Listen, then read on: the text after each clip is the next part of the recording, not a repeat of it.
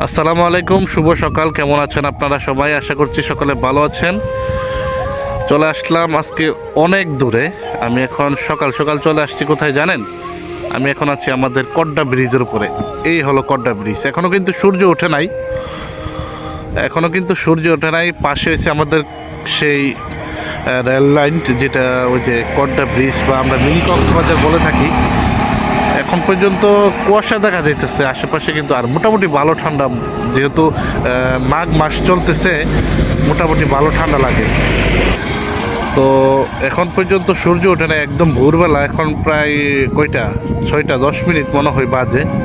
কিন্তু আশেপাশে দেখেন কুয়াশার চাদরে ঢেকে গেছে, কিছুই দেখা যাইতেছে না, শুধু কুয়াশাই দেখা যাইতেছে। কেন অবস্থা কি, একদম কুয়াশার চাদরে ঢেকে গেছে, একদম রাস্তা পুরাই ফাঁকা। হালকা পাতলা কিছু গাড়ি দেখা যায়।